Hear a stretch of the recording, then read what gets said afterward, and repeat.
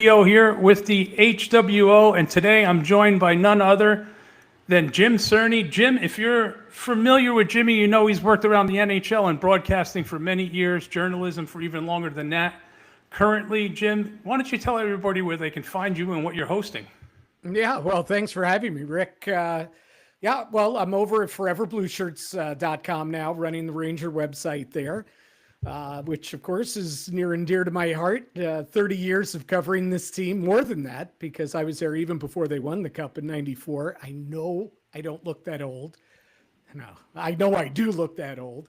But yeah, 30 plus years covering the Rangers and kind of culminating here after working for the team for a long time into running foreverblueshirts.com. Do the Rink Rap podcast, do college hockey play-by-play on ESPN Plus, just anything that can, get my hands dirty and keep up with hockey. I love it. You know I love it. I know, absolutely. One of the reasons I asked you to come on is because every time I get you on the phone, I feel like I do a podcast and nobody's listening to it. You're so easy to talk sports with, and you're so easy to talk the Rangers. So let's jump into this season.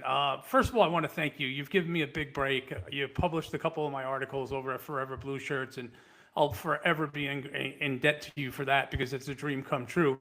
And we said we were going to do this podcast, and we wanted to wait until a couple games into the season. A couple games in, I'm going to say something. You tell me how you feel. I think this team looks really good defensively, and I think Igor looks great. I don't think they can continue to stay snake bitten the way they are offensively, and if it starts to click, they might be dangerous. Yeah, I think there's a lot to like from what I've seen over the first, as we're recording this now, we're 5 games into the season. Really, there was one stinker, right? Opening night, they were so disjointed. Like it was a bad feel. But it was also, that was the first time those 18 skaters were out on the ice together in a game. I know they had practiced together, but that group of 18 skaters in front of Igor hadn't played a game together, and especially at a regular season pace, but really not any game because Panarin missed the entire preseason. JT only played one preseason game, and it was clear too that JT and Panarin weren't fully healthy. So all that said, they kind of worked out the bugs. It wasn't pretty on opening night, but ever since then, they played some good hockey. Now, the issue is that they can't get the puck in the back of the net. But, the old phrase, look at the back of the hockey card, look at the stat sheet, right? Artemi Panarin's going to score goals. Mika Zibanejad's going to score some points, especially if he's playing like this, if he's engaged Mika, right? This isn't Mika from last year or for however long it was, half the season, 2/3 of the season, when it felt like he didn't want to be there. He wasn't happy, the terrible body language, all of that. Now this is engaged Mika. Engaged Mika still can play. Lafreniere, I can go down the whole list, but I think you're spot on. I think there are a lot of good things out there to see. And with Igor playing at this level, certainly that's the bedrock that you build out from. He's playing at an elite level. And again, it's been 4 starts for him, but he's playing at an elite level right now. And in front of him, I think it's bled on out. I think this team has played, certainly better defensively. There's more of a commitment from the forwards and the defensemen defensively in front of Igor. So, yeah, that's a long-winded way of saying, yeah, I think you're right. I think there's a lot to like. I think you're noticing a system right off the bat this year that was not in place last year. In their own zone, they are not chasing. They're playing positional hockey. They're turning guys over. If one guy goes to the corner, another guy's coming down and taking his spot. And I think that's just Sullivan really having an effect already on the team. You're also, you're seeing guys like, I'm really upset Soucy got hurt because I thought that pairing was the top pairing right now in the first 4 games before he was injured. They looked fantastic together, him and Borgen. And Matthew Robinson doesn't look out of place whatsoever, which is very encouraging. Yeah, and I agree. I kind of thought Soucy would bounce back this year. I kind of always liked him. I think on a Stanley Cup winning team, he might be your third pair left side guy. But let's be honest. I don't think the Rangers are a Stanley Cup contender unless everything breaks their way this season. But that said, I thought Soucy was going to bounce back. I thought, like you thought, or like you think, I thought he was pretty good. To start the season. And he and Borgen certainly have, a nice chemistry together. They have a history together from the Seattle days. And then to me, the bigger surprise is Matthew Robertson. Now, it looks like he's a late bloomer. He had the injuries down at Hartford the first couple of years, but finally started to turn a corner last season. He got an opportunity, played well those final 2 games of the NHL season with the Rangers when he got called up. But I didn't think he had a good preseason. Now, we don't see everything behind the scenes and what have you, but he didn't stand out to me in a good way during the preseason. So when Soucy went down, you kind of winced. I'm like, this isn't going to go well. But I think he's been really good. Again, it's 2 games. They lost both. They were shut out in both. We can talk about that. But I think he's actually been pretty good. In fact, so good that when they decided to kind of shuffle things up, defensively with their defense pairs after McDavid and Draisaitl were split up in the game on Tuesday, Sully split up the defensive pairs and wanted to give extra ice time to Schneider in particular. And he kept Robertson in the group. Yeah. The guy that he didn't stay in the group was Urho Vakanainen. He's the guy that only played 2 shifts in the third period. Robertson, who was the healthy scratch to start the season, was the guy that remained in the mix, and I thought continued to play well. There was a shift late in the second period where he was one-on-one with McDavid for about 15 seconds, and McDavid didn't shake him. And I'm a big shift guy. Like a certain shifts stand out to me, and I'm going to get to my point in a second. But he kept up with McDavid and did not get beat. And McDavid put 2 different moves on him, and the kid hung. And to me, that was very impressive. And I think he is definitely a late bloomer because, like you said earlier, he's been injured a lot. So this is really his first shot of being healthy and in the NHL. But one thing that bothered me last night, and you can go back if you didn't see this, was 3 minutes and 13 seconds left in the game, and we're going to talk about body language.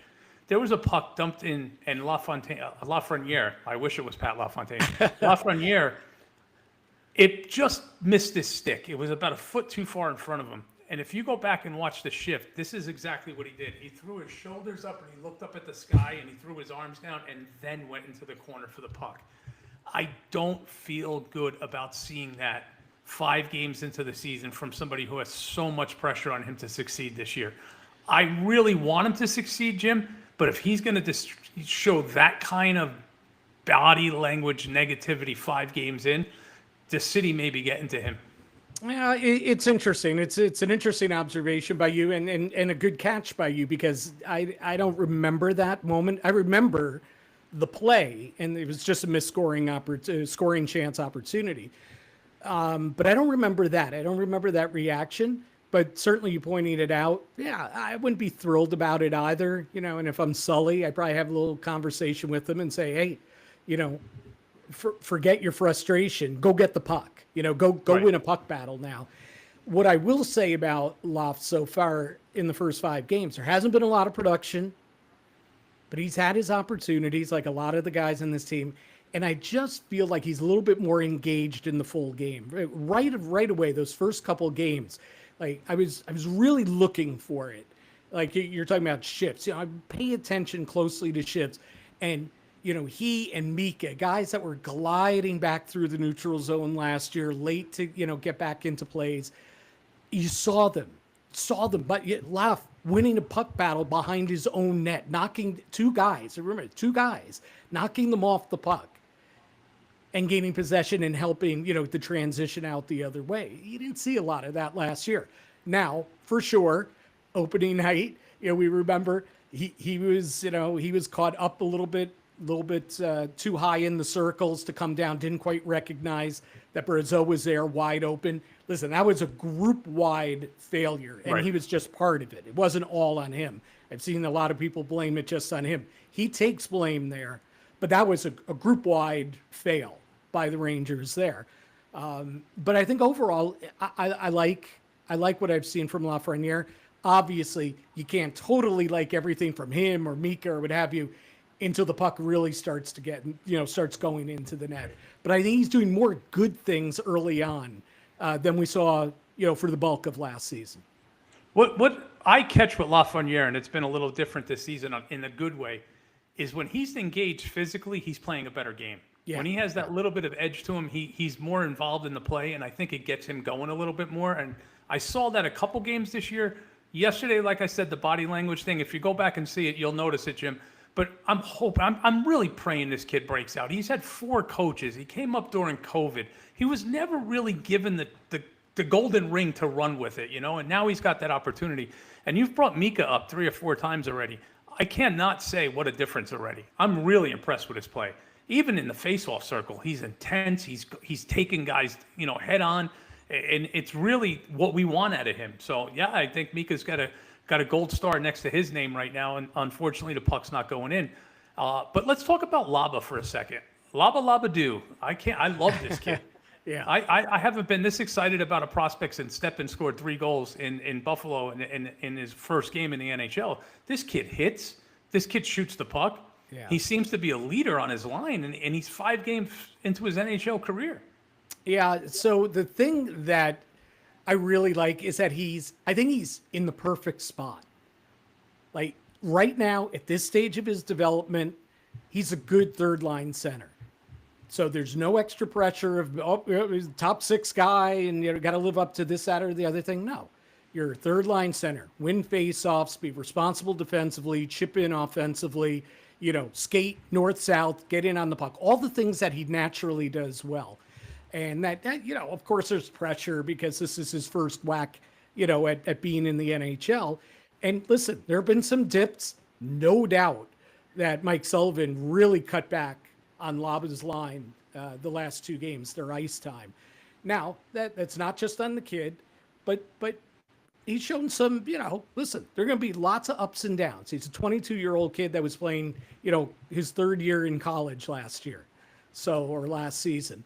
But I think in the big picture, this is an amazing opportunity. He earned the opportunity. I love the fact that Mike Sullivan went in with an open mind.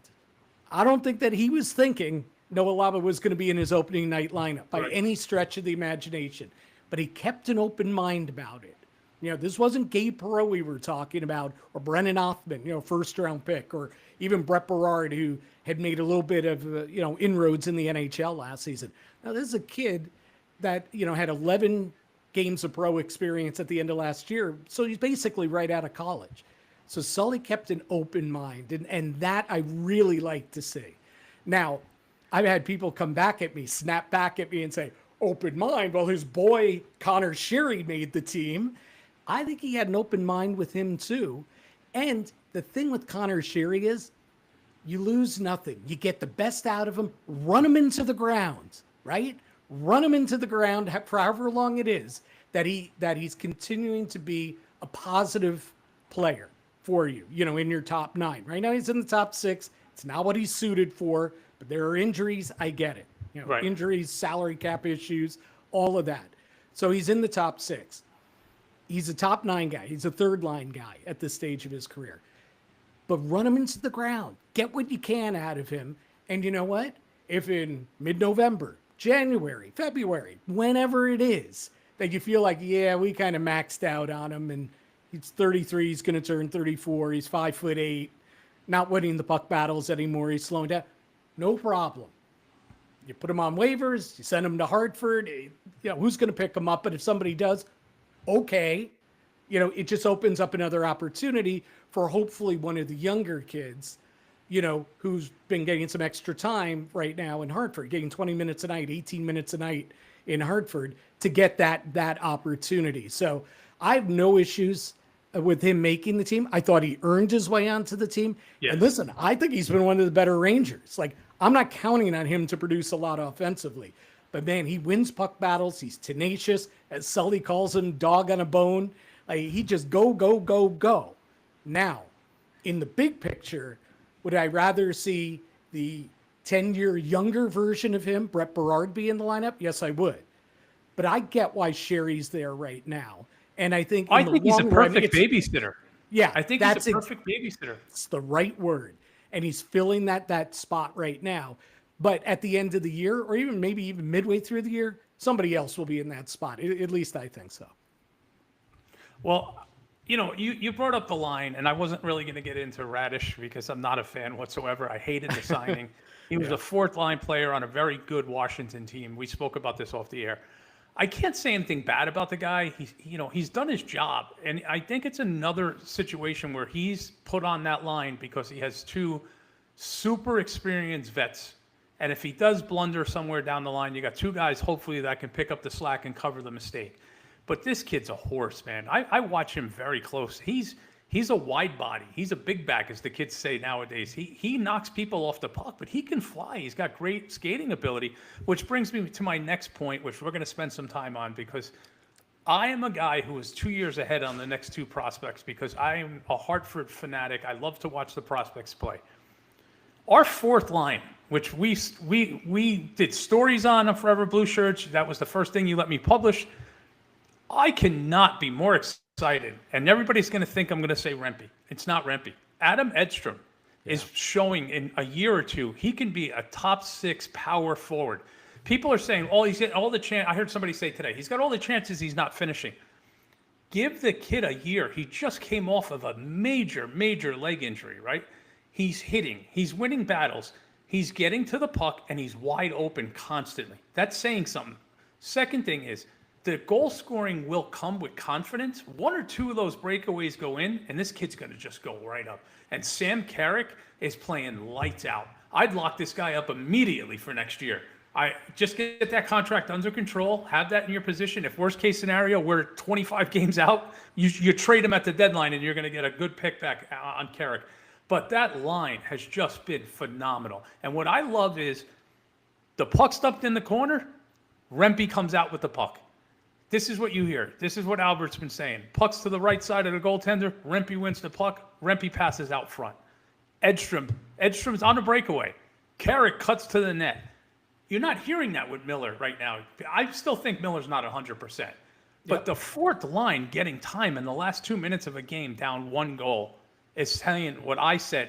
Sullivan has bought in, and he is just giving those confidence to those kids through the roof. Yeah, and it's interesting, Sully. That's since day one they've been aligned together. There's been no tinkering. He went in and, whether it was watching film, whether it was coaching against him, whether it's talking to Drew or talking to the players themselves in the off season, he went in confident that he was going to give these guys a fair shake as the fourth line. And they've been intact since the beginning of training camp, through the preseason, and out through the start of the season. And I haven't seen the updated numbers yet. And I get Trocheck's injury kind of skewed things in the top 9. But no threesome has played more 5-on-5 minutes than the fourth line. And all you need to know about this line, because we shouldn't call him the fourth line anymore per Sully, right? Because after the game on Tuesday night, Sully was asked, well, what do you think about the fourth line? And he goes, which line is that? In other words, they're not a fourth line. It's just, this is a really good line. And I watched them, and I get it. Listen, the Florida Panthers are 2-time defending Stanley Cup champions. Like, they have really put their fingerprints on this mold of North-South hockey, right? Combination of skill and will. But you watch that Carrick line, and they could play for that team. Now, they're still developing. They're still, and they're going to be kinks. And listen, Rempe makes his fair share of mistakes out there and everything, but he's playing a much smarter brand of hockey. I love how he's learned to use his size to his advantage. You talk about going into the corner, coming away with the puck. It's not just that he's plastering somebody against the wall and coming away with the puck. No, he's using his size, his reach, the angles. He's playing the angles right. Like, he's really thinking the game. Like, he has really worked his ass off, to get to this point. He is night and day, the player. Just from last season, he's night just and day. From right. And he was getting better the second half of last season when Laviolette finally gave him, a fair shake down the stretch. And I think he's learned some tough lessons, but boy, he works his ass off, Rick. He really he's does. 4-0 on faceoffs too this year. I know it's only 4 draws, but you know what? He's 4-0 on faceoffs. Yeah. People forget he's a natural center. Right. And you know what? I touched on this the other day, and I'm sorry, I'm cutting you off. It's your show. No, you mentioned faceoffs. One of the keys to the Rangers' success this year, we talk about, Their heavy puck pursuit from all four lines, certainly that line, the Carrick line, but all four lines. Their puck pursuit's been awesome. They bought into that North style, go get the puck. The puck possession, when you get it, you keep it. You don't turn it over. Get the puck quickly out of their own end. All of that. Where does it usually start? It starts by winning faceoffs. And this is a team that's only had their best faceoff guy, one of the best in the league, Vinny Trocheck, for a game and a half. Yet they're right there near the top of the heap in the league in faceoff winning percentage. Mika's been terrific. He started the year on the wing, went back to center. He's been terrific. Sam Carrick has been terrific. Laba, I think, struggled last night, but Laba's been very, very good too. I mean, a rookie, his first handful of games in the NHL. JT's been really good. That is essential for a team that wants to own the puck. You can talk about, hey man, let's get it in there. Let's dump it and go get it. No, let's win the faceoff and possess it, not give it up. Let's start with the puck. Our zone, neutral zone, offensive zone. Let's win faceoffs. And it's only 5 games. And I know Trocheck's not in there. And at some point they're going to miss him. They're going to lose a big faceoff that he would have taken at some point. But that said, boy, is that a difference maker for them. Well, look at last night's game, Jim. That's a perfect example and a great lead-in. McDavid and Drysdale can't score if they don't have the puck. Right. We almost tripled them on shots last night because the puck possession. Well, the Rangers pretty much tripled them on attempts. Yeah. The attempts were off the charts. The shots, you look at the shots and you say, the Rangers only outshot them 30-22. And 8 of those shots. In fact, the difference was they had 8 power play shots on their 3 power plays. But that's just looking at those numbers. Like the Rangers had the puck so much more. They all night long. They were so good, I thought, in the neutral zone. Like when McDavid had the puck or Evan Bouchard had the puck, one of these real fast guys coming through the neutral zone, the Rangers closed off the space. You talk about time and space. Rangers did a really good job taking away their time and space. And so, Edmonton, they want to fly through that neutral zone. They want to turn you over, and then they want to turn it back the other way. Well, the Rangers weren't coughing it up. And when Edmonton did come out of their own end, the Rangers did a good job, not perfect, but a good job shutting down the neutral zone. And to me, that was a massive difference in the game. Absolutely agree. I got to say one thing, too, that stood out last night to me in a very positive, and because I'm a big fan, Schneider looks healthy. Yeah. He definitely looks healthy, and he took a couple big runs last night that he didn't take all of last year, guys. He hit people pretty hard, and that leads me to my next thing, too. Maybe it's coaching, maybe it's confidence, but I've noticed that the Rangers have not. I mean, I am the most excited guy in the world when I have it on loop watching Tom Wilson go 4 feet in the air and fly into the boards with the Rempe hit. Yeah. But that was an open ice hit. I've noticed a lot this year that the Rangers have physically taken players out of the play by hitting and continuing to drive them in, and the puck goes down the boards and another player is right there to pick it up. Rempe was especially known for taking the 40-foot run, smashing a guy, and then doesn't come away with the puck. Right. The system that Sullivan's put in, and I'm a big Sullivan fan. I loved when they hired this guy. But I see a bigger defensive presence. See a better neutral zone pickup on this team in 5 games than I saw in 82 games last year. And that's very impressive. And I see defensemen who maybe it was injuries, maybe it was confidence because they didn't get patted on the back enough or they weren't called out enough and said, good job. I don't know. I'm not in the locker room. But I see guys brimming with confidence right now that did not have it last year. And I have to say some of that has to come from coaching. Yeah, and I'll say a couple things here. And part of it is in Peter Laviolette's defense, is that remember Lavi's first season with the Rangers, 23-24. I remember talking so much those first few months of the season saying, boy, did they look like a different team defensively. They didn't play like this under Gerard Gallant. Boy, are they good in the neutral zone. Like I was saying a lot of these similar things about the neutral zone play, when they bought in to Laviolette that first season. But of course, over time, we saw they started to revert. It started to like kind of ebb away, if you will. And then in the playoffs, when push came to shove, against Florida, physically they just kind of got manhandled. And, Florida was able to get through, the neutral zone without issue and whatever. So then last season, listen, Laviolette's a really good coach. Right? He certainly won more Stanley Cups than I have, right? Even if it's just one. And he's coached a long time, a lot of success. I don't know what coach could have pulled the Rangers through the malaise that they went through last year. He was not at fault. His boss caused him all that trouble. And part of the issue was, I don't think the players handled the situation, their angst, their anger, Right. their displeasure. I don't think they handled it great either. And so I think Lavi takes more of a rap than probably he should have. The Rangers were just a mess. And it started, it was more in their heads and it's the locker room, and they carried it out onto the ice. We talked about the terrible body language and questionable effort and all that. And he couldn't find a way to put the genie back in the bottle, as they say, right? So that said, I thought Mike Sullivan was the right coach, the right hire at the right time. Respect-wise, listen, there's a lot of pride here. JT Miller is, as much as, listen, I get on Mika as much as anybody, but I know he's a prideful guy. He's not proud of what last season looked like for him individually or collectively for the team. Igor, Adam Fox, you knew these guys, that they were going to come back with a better effort this season.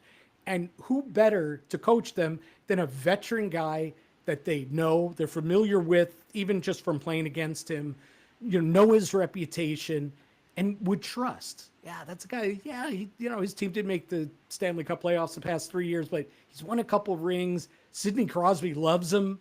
Maybe the greatest player of our generation, loves this guy. Thinks the world of him. Okay. Yeah, we buy in. I think they were going to buy in no matter what, but they've really bought in. And I think he holds people accountable. I think the communication is key.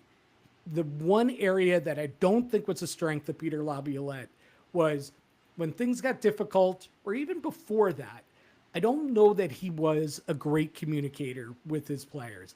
Whereas Sully, it was priority number one that he build relationships, in particular with his best players. He learned in Pittsburgh, if I've got Sid, if Sid has my back, Gino has my back, Chris Letang has my back, Flower has my back, I'm in a good spot. And that's what he goes to Sweden, spends that very important few days with Mika Zibanejad. Constant communication with JT over the summer. All of these guys, and I think to this point, that's been the biggest difference. The X's and O's also are different. They're playing a different style. They've bought in. Maybe they have better personnel to play this style now. Maybe Matt Rempe at this stage of his career, Adam Edstrom at this stage, can not only play that style, but effectively be effective NHL players with that style. Maybe it's just, it's just the right time. I really did feel he was the right guy, right time for this team. Yeah, I like Peter on a personal level. One of the funny stories I tell everybody was I was a kid when Laviolette came to training camp with the Rangers and Brian Leetch was in camp. Yeah. And you remember South Mountain Arena, and they would play the rookie games at South Mountain Arena, and there was no locker room. So the visiting team would change in the men's room. And I walked in, and I don't know, I was like 10. I had my little puck and my little pen, and I walked over and I said, Brian Leetch? And Laviolette was at the urinal, and he goes, no, he's in there taking a number 2, but that's not what he said. And Leetch goes, what's up? Who needs me? And he goes, just hurry up and wipe so this kid can get an autograph. And 20-something years later, I'm covering a game here in Nashville for TMZ Sports, and I see Peter, and I says, there was this game at South Mountain Arena. I'm kind of embarrassed. And he looks at me and goes, did you ask me if I was Brian Leetch? And I said, yeah. And he remembered, and we had the best laugh over it. So he's got a soft spot with me. And I just think you nailed something we're going to get into real quick. His boss caused a lot of trouble last year. The letter was to tell everybody this player is available, to make it public knowledge. I mean, I think it decreases the player's value, first of all. If you know somebody's looking to get traded, why would you give them top dealing for the player when you know they're looking to get rid of him? One. And two, it almost, and I'm sure it wasn't done this way, but like as a former pro athlete, I play professional baseball. When there's tension in the clubhouse, in the locker room, it goes through because everybody's looking over their shoulder. Am I next? Did I make a bad pass tonight? Because am I going to be on that list tomorrow? Am I gone? Yeah. And when you take a guy who had the prestige and the clout as Kreider, and you put him out in a public spectacle saying, we're going to get rid of you, you're done here. I don't know, man. If I'm Mika, I got on him last year, but the friendship there took a beating. Then the fans got on certain players saying, oh, he's not playing good because his best friend's getting traded. It caused a lot of trouble, man. And I just don't understand where it came from. Maybe you can explain to me why that would ever make it into the public knowledge. Yeah, so it was a lot of things, but that obviously was a massive faux pas. If that had been the only issue, maybe they could have all worked through it. He could have done a mea culpa with the leaders, with Kreider, with Mika. But that was like the last straw, really, for that group, and their trust or their distrust of management.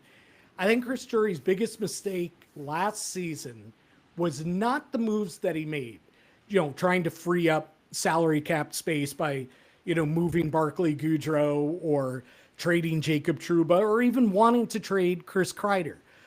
I get it from the business point of view and also for, trying to turn over the roster, turn over the core. I get it.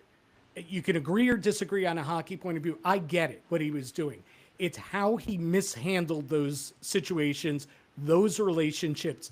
That was at the crux of the disintegration of the relationship between management and the players, and consequently, how the players went out and played last season. They were too good a team. There was too good a roster for that to happen, for them to be as bad as they were for as long as they were, to be as disengaged, dispassionate about their jobs as they were last year. And it really landed at the feet of Chris Drury, in my opinion. He did not take into account, he said, this is my job. This is what I'm going to do. I'm going to make these decisions. No problem with that. But there's a people aspect to this too. And that, I really don't believe it factored into his equation. He was so heavy-handed about everything. And that was at the root of the Ranger issues last year. Now, listen, again, at the end of the day, you're a player. You got to play. Have some pride. Go out, get after it. And I think for at least a couple months stretch, that was really not the case with this group last year. The second half of the season was better. It did get a little bit better, a little bit more accountability, maybe coincide with JT joining the team, things like that. They were able to pull it together a little bit, but not enough. Right. But it started with the GM. He just mismanaged relationships. And that just circles me back to Mike Sullivan. The best thing I think he's done so far is repair relationships, repair trust, prove to the players that you value them as people, as leaders, and not just, pieces on a chessboard. And I think that's to Sully's credit so far. We'll see. There could be breakdowns along the way. It's, we're still in the honeymoon phase, but I think he did a really good job pinpointing that as, boy, that's job number one for me in taking over this position. One thing that's become brutally, in my opinion, a glaring need for this organization is depth at goaltender. I watched the preseason. Like I said, I watched Hartford. I do not think Gerard is the answer to backing up Quick. I think losing Spicy Pork is a big thing this year. Losing him in Hartford. This guy only came up 2 years in a row, won 2 games, and one of them was a shutout each year. Having that presence down there is something I think we got a glaring hole in Hartford. Now, with that being said, in Hartford right now, we have 3 top prospects. We have Berard, we have Othra, and we have Perreault. Which one of them do you see? And I know Perreault's going to make the NHL and he's going to be fine. But which one do you see coming up this year and has a bigger impact out of those 3? Because I have an opinion. I'll give mine after yours. Yeah, for sure. Well, let me start with Garant, since you just mentioned him.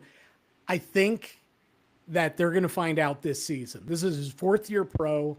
He's no longer sharing the load. I know he was an AHL All-Star last year, but basically he shared the goaltending load with Domingue.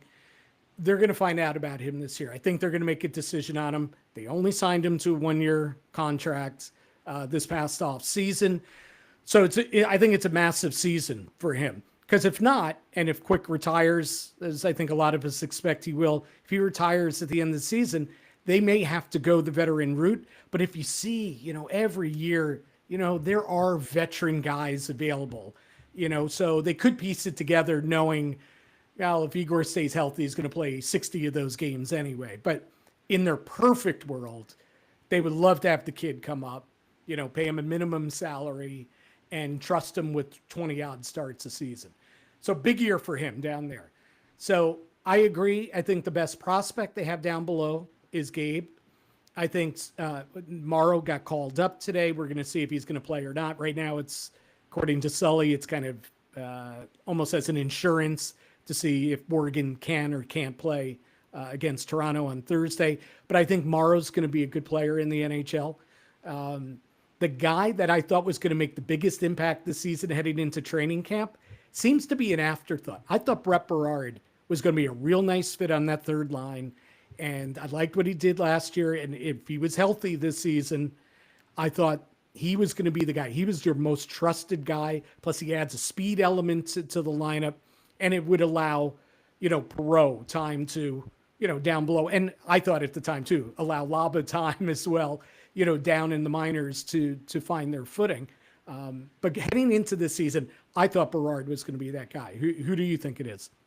Well, I was hoping that it was going to be Berard. To be honest with you, I kind of think that the decision to keep Sherry, in my eyes, I was very against it. I was anti, all this is nepotism until the season started. And then I realized something. Sully brought in, I called it earlier, a babysitter for one of his prize prospects to teach him his system, to be a veteran to lean on that line. You also have Radish on the other side, who the GM signed and for God only knows 2 years. So it's not like he's going to go down to Hartford. So I think Berard is 100% the most talented. Now, the one who excites me the most, if he could find his game, is Otherman. And the reason I say that is the kid has an edge. He's got a big ass. He's got a big back. He drops his gloves. He goes to the front of the net. And I think if you were able to put him on a third line right now with Laba, if the kid had his confidence, and you had those two kids and a veteran on the right side, you'd have one hell of a big line that can really forecheck and really get the puck down low. And now you're equaling Florida with size. Now we've got the bottom 6 are physical. They could skate. They could move the puck, pump in a couple points. But there's so much roadblocks ahead of these kids in Hartford that it's just hard right now to see any of them.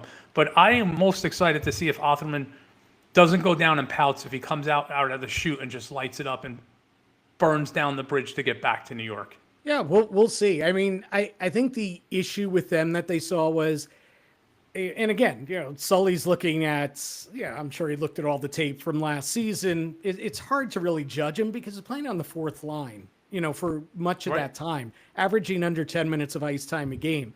So he really wasn't put in the best spot to succeed, in my opinion. But he did see him in the preseason. And man, he was wildly inconsistent.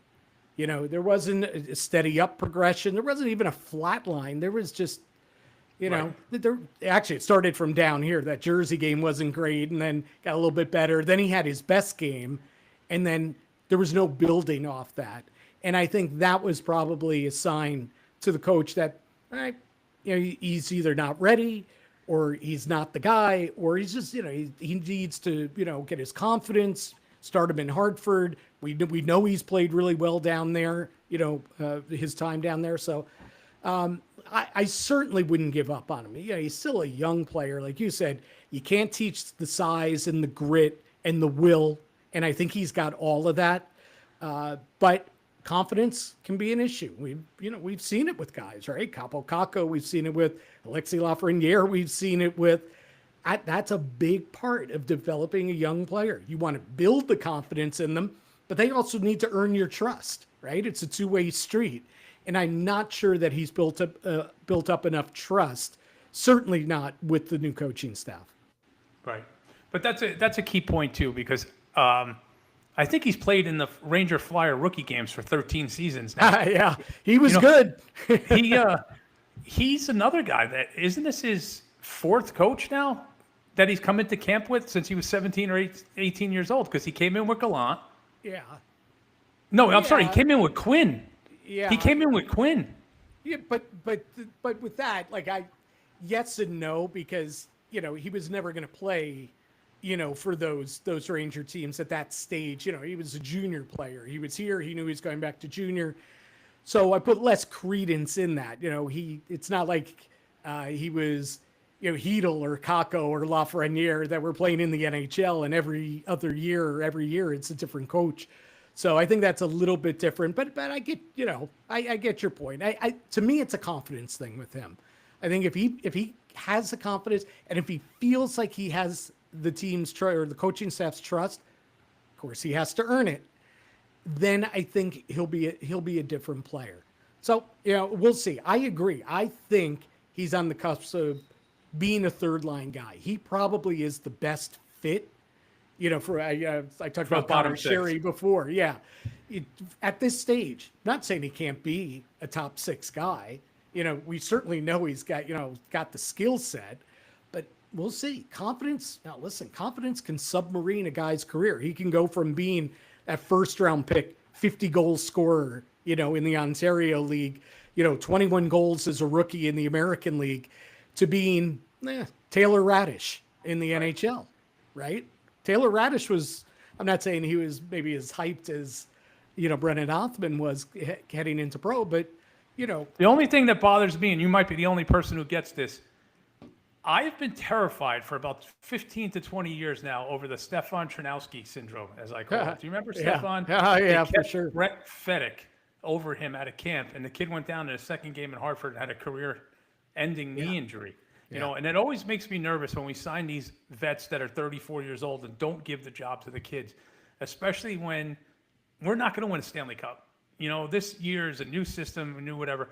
But I get it. You need a veteran presence, and you're in New York. You can't have it half-empty building. But they got to earn this shot, and that's up to him at this point. He got to go down there, and he's got to score 10 goals in his first 15 games down there and open eyes. And it's up to nobody else but him, in my opinion. Yeah, and certainly the production, and this will be my final thought on this. As you know, I got to run. I apologize. This has been a lot of fun, and we got to do it again. But I don't know that's going to be 10 goals in 15 games. I think that's the dream scenario. Like, the Rangers would love that. Othmann would love it, but they would love it. They want these kids to force their hands, but they want them to be defensively responsible. That was the other issue that the coaching staff had. Sully specifically said that he's got to be more engaged in the defensive game, and he's got to be better at it. He specifically said that when Othmann went down. So if you're Brennan Othmann, you need to score those 10 goals, 15 games, whatever it is. You need to fill the net, be a goal scorer, be a point producer, but you got to do those other things as well. Right. Catch the right. You're going to play 18, 19, 20 minutes a night. Gabe Perreault, same thing. Work on the entire package. Don't give them a reason not to keep you, not to give you the chance. Give them every reason to give you that next chance, because they want to. Chris Drury, Mike Sullivan, they want to win, and they'll do whatever it takes to win. But they want these kids to be a part of it, because that's how you build long-term success. They want Lafreniere to be a 25, 30 goal guy. They need it, their jobs depend on it, so they need Othmann and Perreault and Morrow. I think Morrow's going to be a player and a contributor. I think he's going to be really good. Yeah. Jim, I know you got to go. I got one last question for you. It's nice and simple. Yeah. I ask every single guest, I think you know what's coming. Does pineapple belong on pizza? No. Great answer. It's not even I don't even need to think. Not a Great chance. Answer. All right, so Jim, you're over at Forever Blue Shirts. We're going to do this again. How about we say after every 5 games, every 5-10 games, you come on and we do a little recap? I'm here. You got my phone number. I know I blow you up. I'm sorry. I am a pain in the butt you when really it comes to don't. You really don't. But you're the best. Thank you for joining me tonight. We'll check in a couple days and go over this again, and we'll set up a return date. Ladies and gentlemen, please go check out Forever Blue Shirts. This guy works his ass off on that site. He edited me. He made me almost sound like it was English. Jim, anything else you want to tell them where they can find you real quick? Yeah, on X at Jim Cerny at Forever Blue Shirts. And just head to foreverblueshirts.com, the Rink Rap podcast as well. It's on YouTube. It's part of the Odyssey Network. Get it on Apple. It's all over the place. Ryan Payton, by the way, of NHL Network Radio is our guest this week, just posted today. Fantastic. Thanks for joining us, everybody. We'll see you next time on Hockey World Order. Take care, Jim, and thank you for coming on.